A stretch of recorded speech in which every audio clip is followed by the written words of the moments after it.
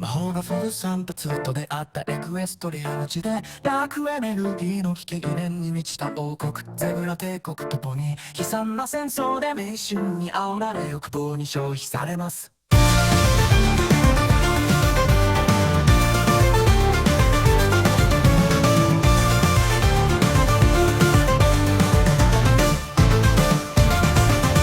プリンセスらはとても暗い時代に権力を握りトワイライトと友人たちに導かれて後戻りはしません。戦争の残酷な怒りが大地を貪り尽くし、かつて繁栄していたエクエストリアは今では核の荒れ地となっています。魔法とフォーランドが出会ったウェイストランドで全てが失われたように見える時間違いなく希望の物語、暗闇と絶望の中を挑戦する旅にリトルペットの香料とした土地を見よ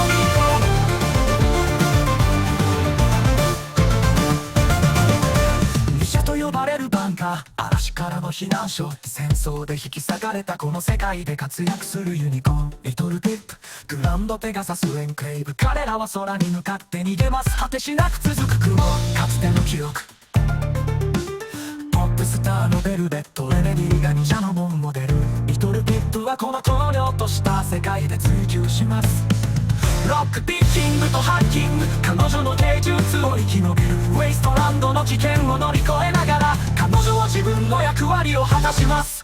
魔法とフォーランドが出会ったウェイストランドで全てが失われたように見える時間違いなく希望の物語、暗闇と絶望の中を挑戦する旅にリトルペットの荒涼とした土地を見こう。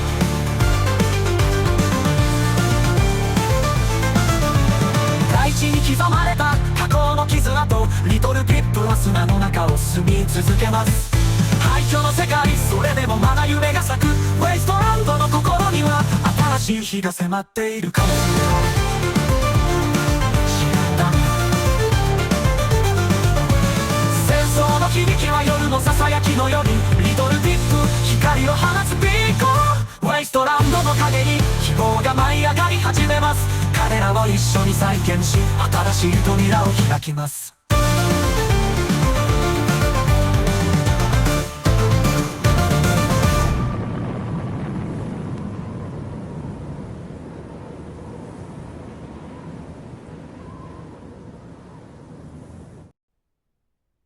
Chapter 7 Velvet Remedy.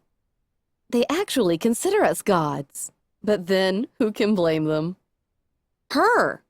She was still as beautiful as the first time I saw her. It had been the birthday party for the Overmare's daughter. Velvet Remedy had come in to sing her a stunning revision of the Happy Birthday song. I had been painfully jealous of the filly for weeks after. Actually, she was even more gorgeous than the last time I saw her. I'd followed her out into this wasteland.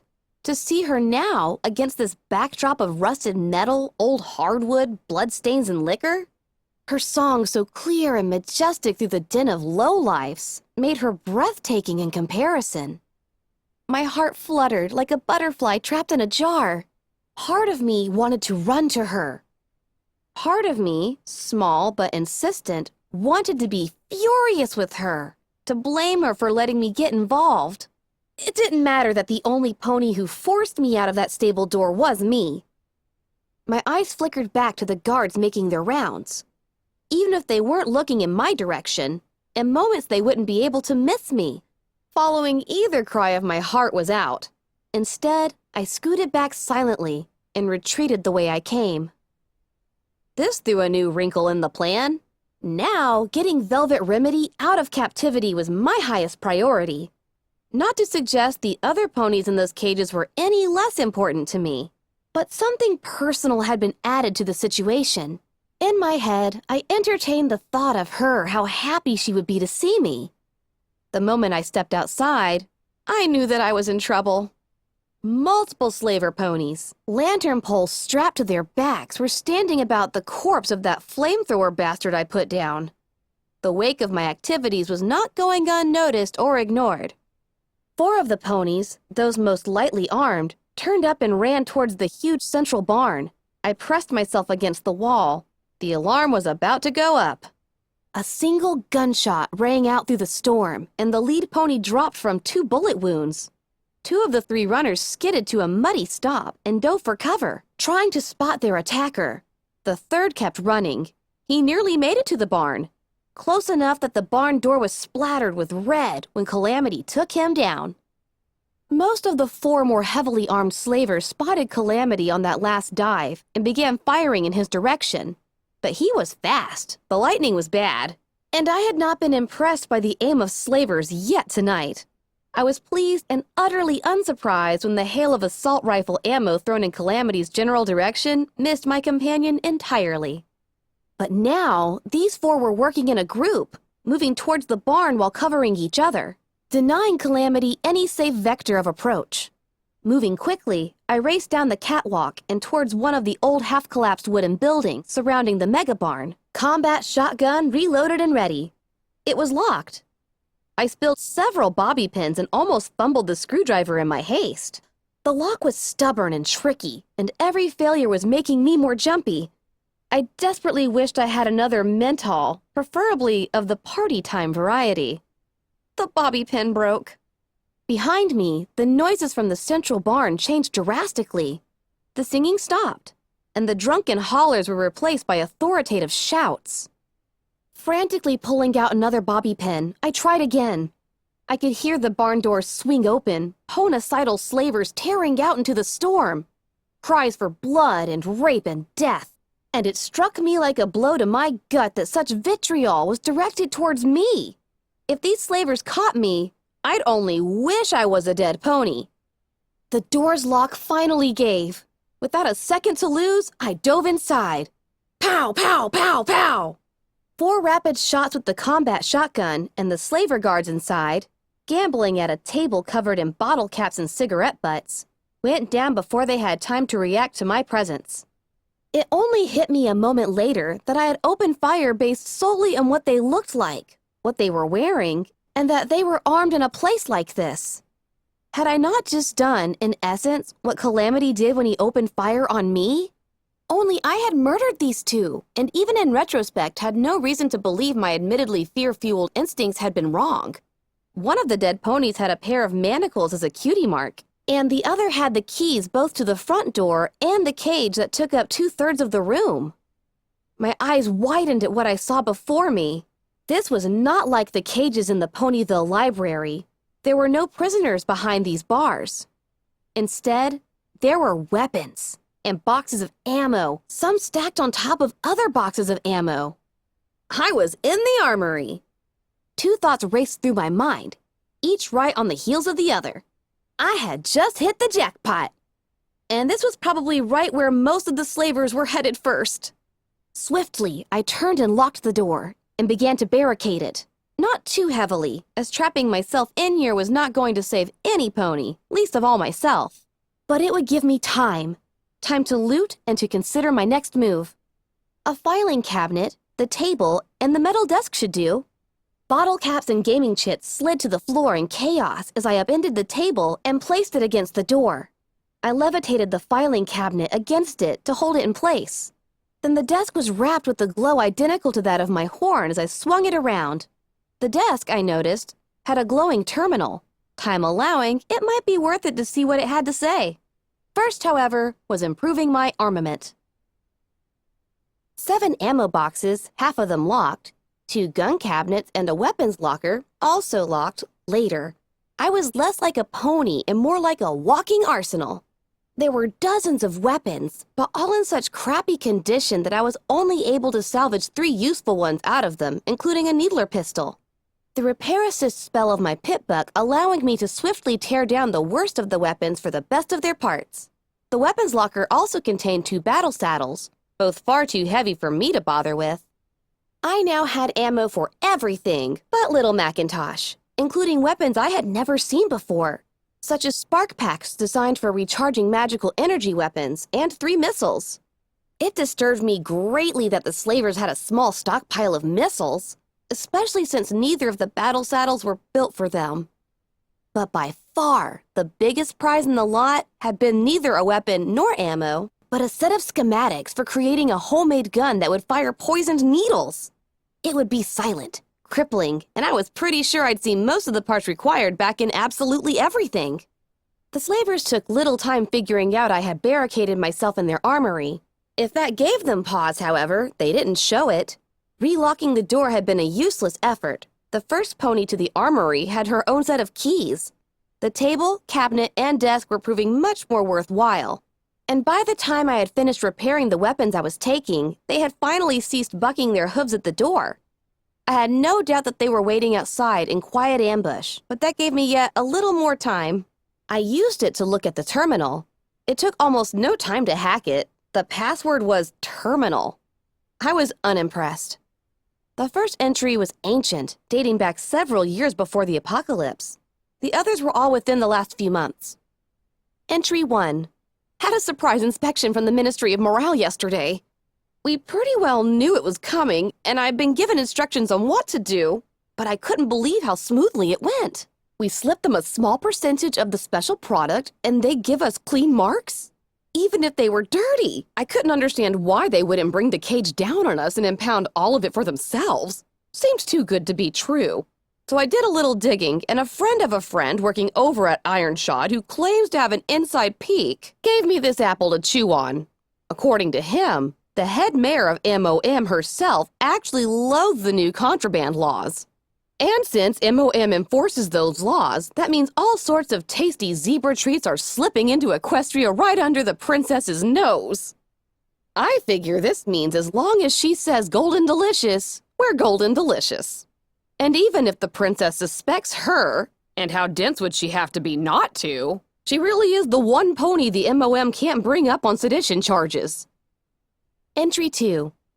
Finally wiped the crap from this terminal. 300 plus documents that I have absolutely no use for, and many of which it's probably best there not be a record of.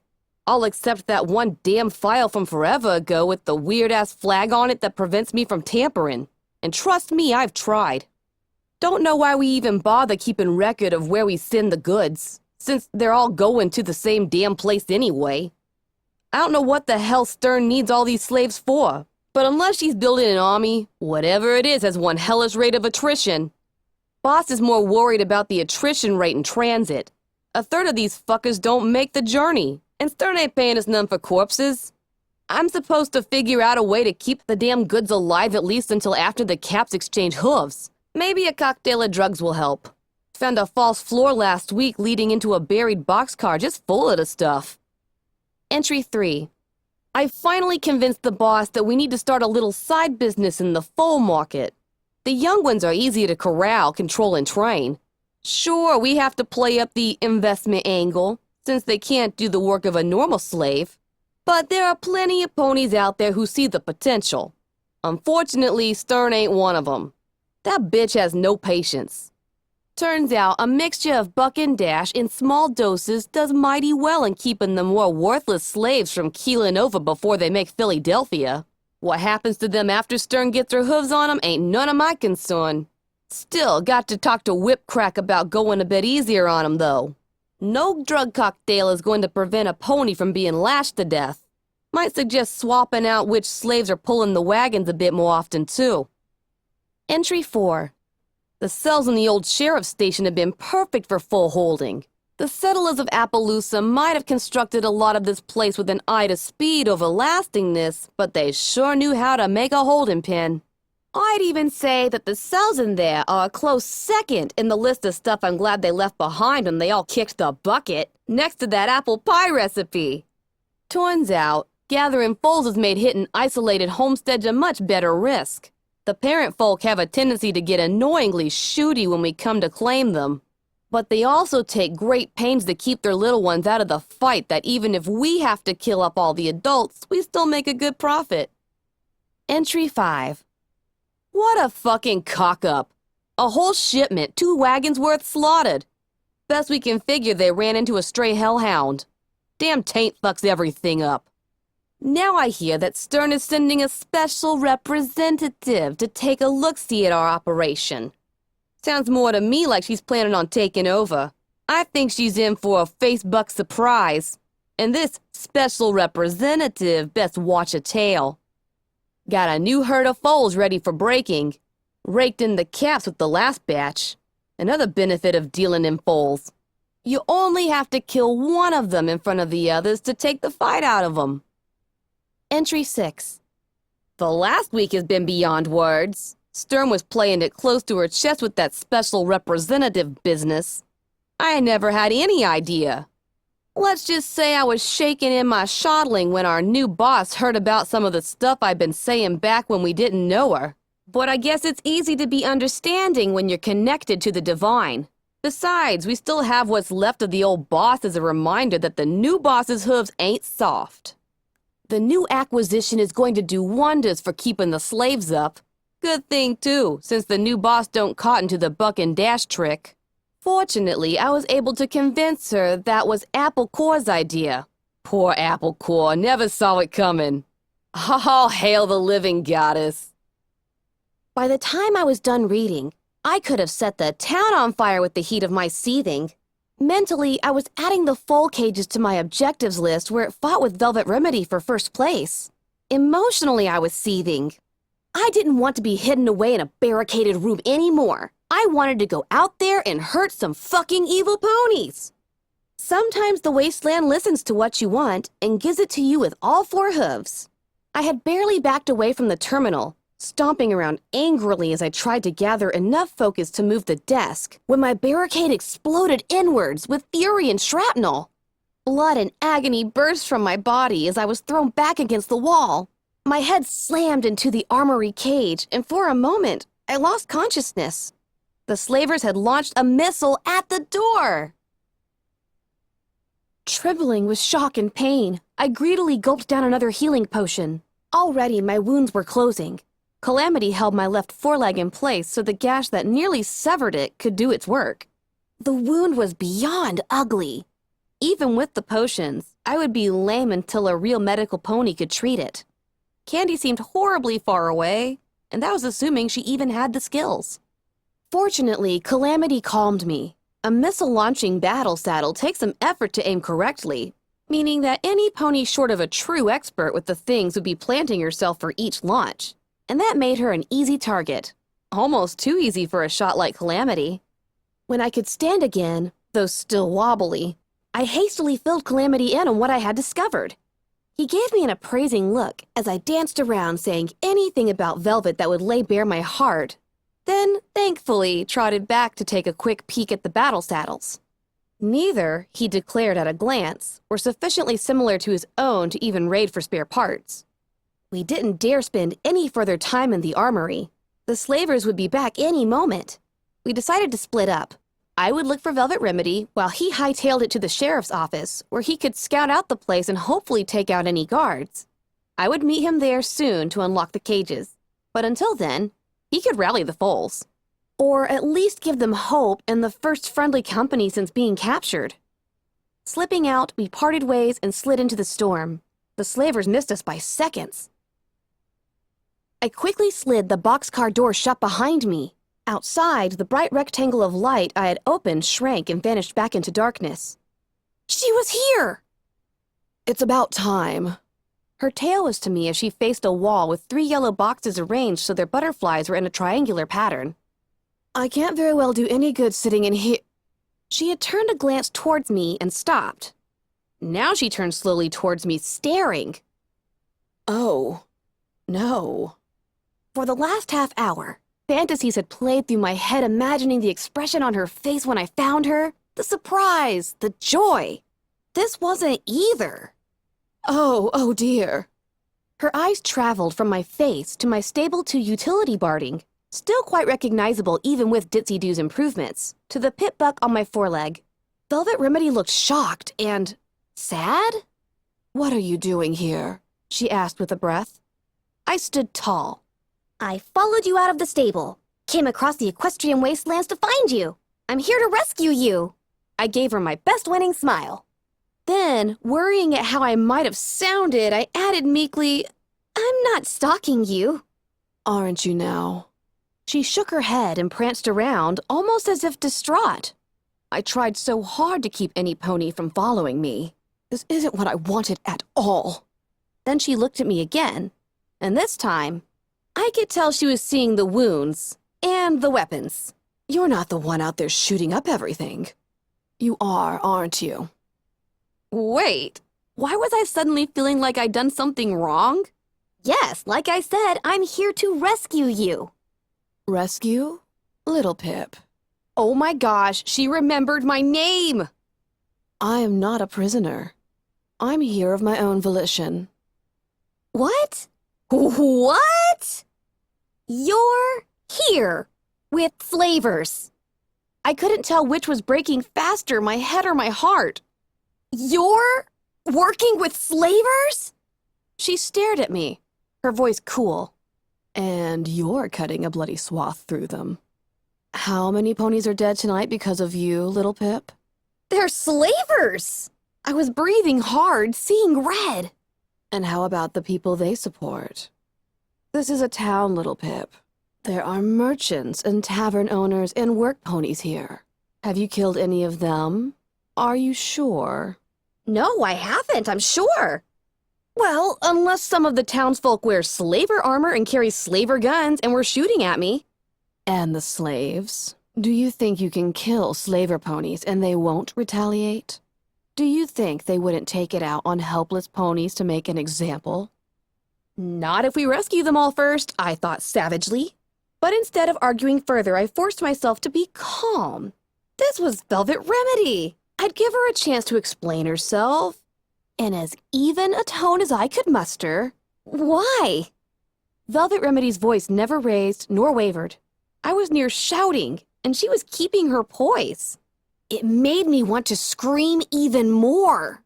When I left the stable, after leaving a message to keep any pony from following me, she gave me a pointed look.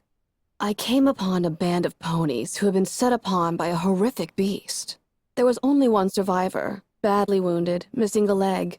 So, of course, I galloped to his leg. Did you know, I always wanted to be a medical pony?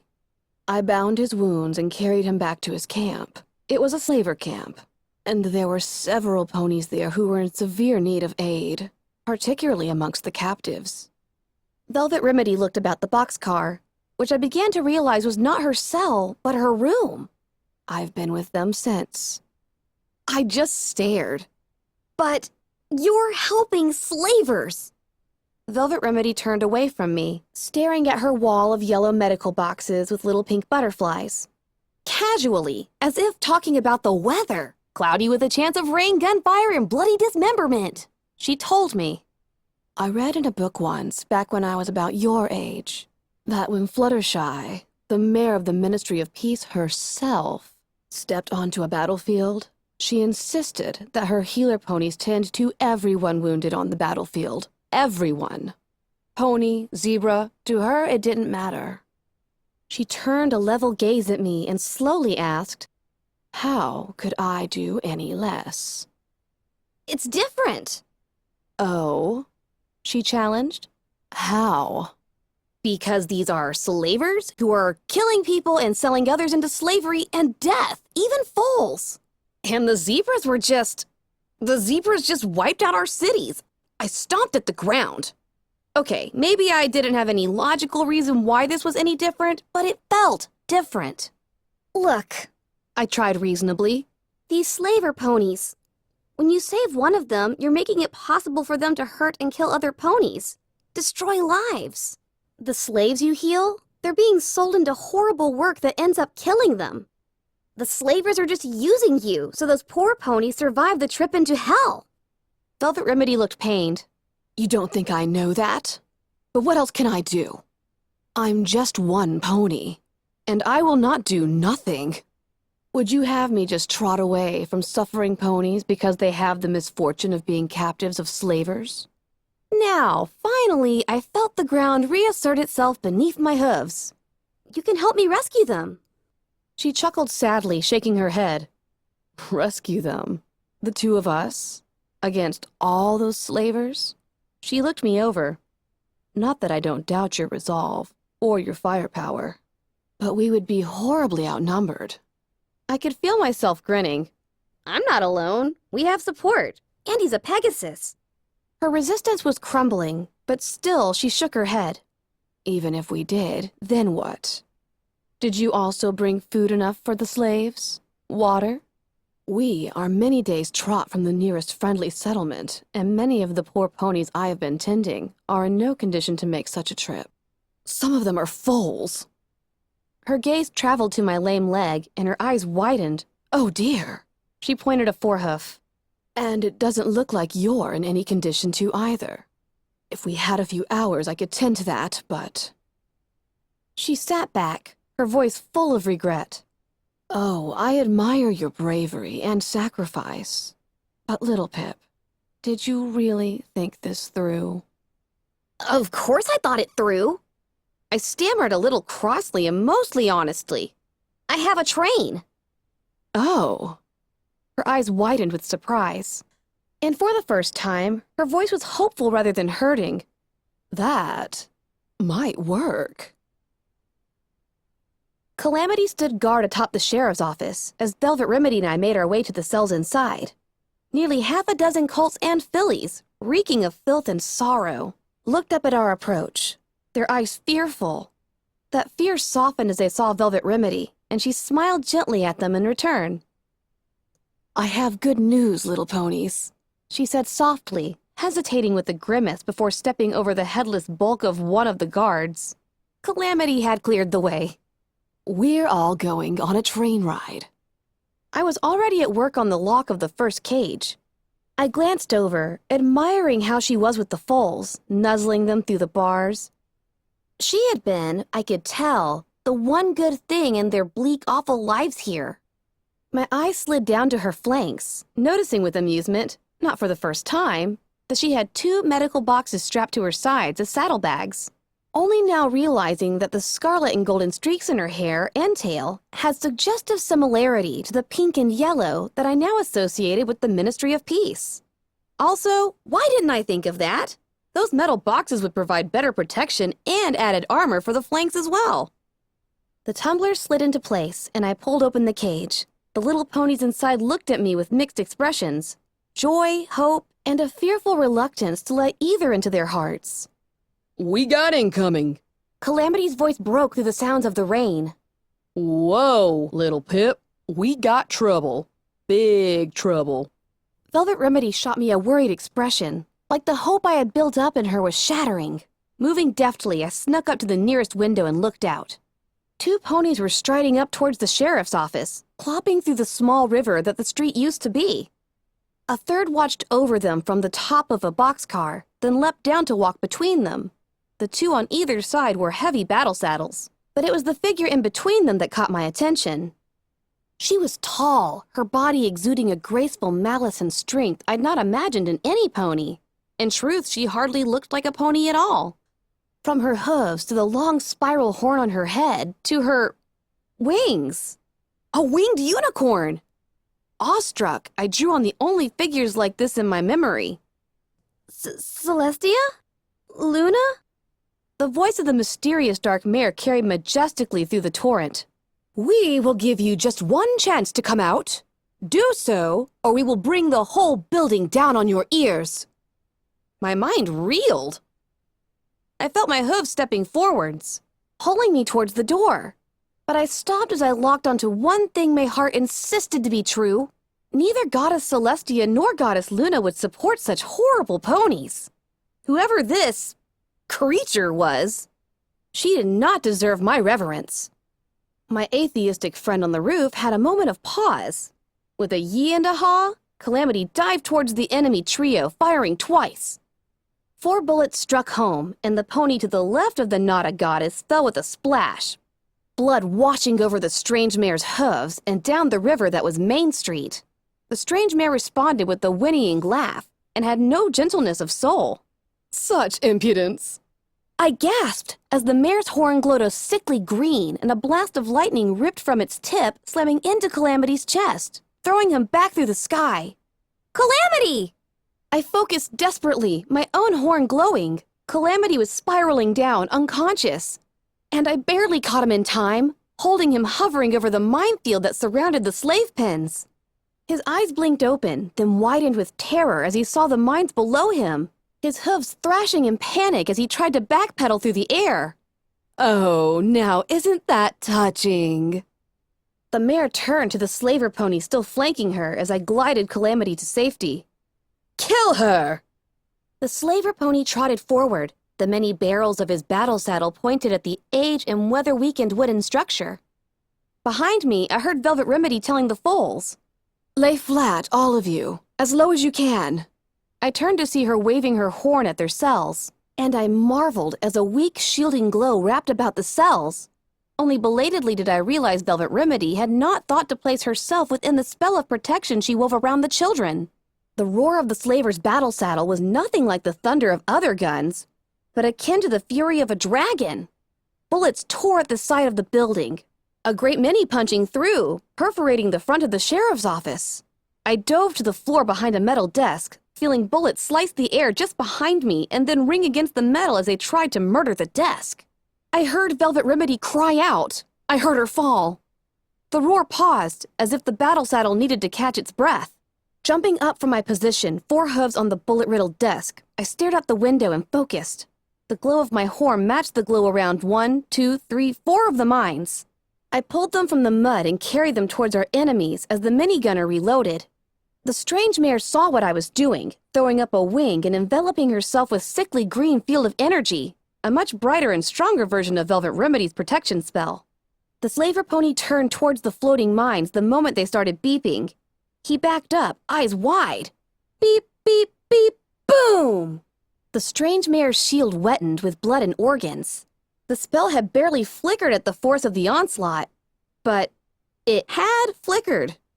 "That was most impressive," she drawled. "But now, playtime is over." I wasn't paying attention. My eyes were only for Velvet Remedy, who lay in a widening pool of blood.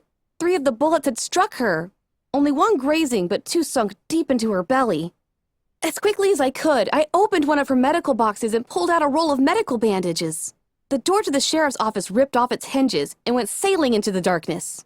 "Go ahead," she taunted. "Throw your best spell." No spell came. I had none to throw at her. Oh, she laughed, as if she had somehow read my mind. "No spells? Well, aren't you just a pathetic excuse for a unicorn?" I finished binding Velvet as best I could. She stirred, moaning in pain. My heart jumped.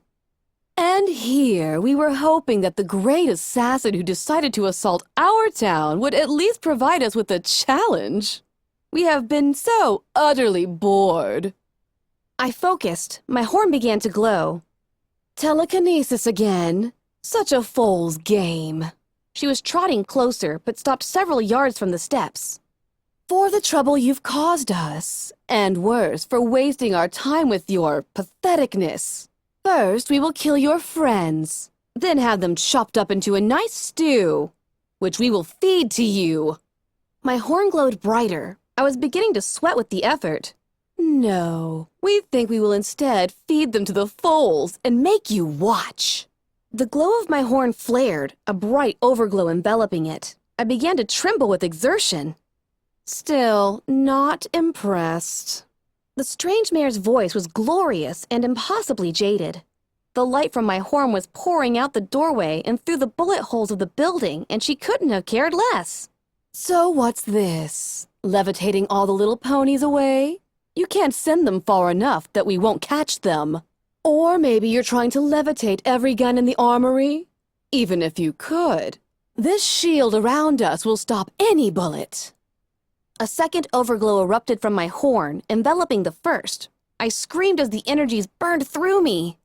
The strange mare looked from one side to the other, turned in place to see if there was anything behind her, but noticed nothing but running water and darkness. Even up, but still saw nothing. "Enough of this!" She turned back to me. "You're right," I said, stepping feebly into the doorway, the effort draining such energy from me that I feared I would pass out at any moment. "I am small, weak, pathetic." My crippled leg was wobbling so hard it made my teeth chatter. My eyes teared from the pain. I kept my head low, horn to the ground, almost looking worshipful. "I am a sad excuse for a unicorn with no spells but the fool's cantrip of levitation. Without raising my horn, I looked into her eyes. This close, my light bathed her. I could see that she was not actually black, but dark forest green in coat with a mane streaked in green and purple. But I've gotten really good at it. Again, the mare looked around casually, trying to guess what I was up to. But I could see a touch of apprehension in her bored expression. Well, maybe you're not worthless after all. Give yourself to us. Join us in unity. Become something greater than this wretched thing you are now. A third layer of brilliant overglow erupted from my horn. The light was blinding. My lame leg gave out agonizingly, and I dropped to one knee. No! Rearing back with disgust, the mare demanded, "Oh, what are you doing?" I heard Calamity chuckle nearby. "Keeping you from casting a shadow." "What?" The mare looked down, then up a second time, this time seeing the much softer glow coming from above the sheriff's office. A moment later, the silently gliding boxcar drifted over the roof and stopped above her. Her eyes went wide with comprehension as I let it go. Wham! The massive wave splashing out from the impact bowled me over, getting into my nostrils and lungs. I coughed, gasping. I tried to get back to my hooves, but exhaustion smothered me, and I passed out. Footnote: level up. New perk, Organizer. You are efficient at arranging your inventory in general. This makes it much easier to carry that little extra you've always needed. Items with a weight of 2 or less are considered to weigh half as much for you.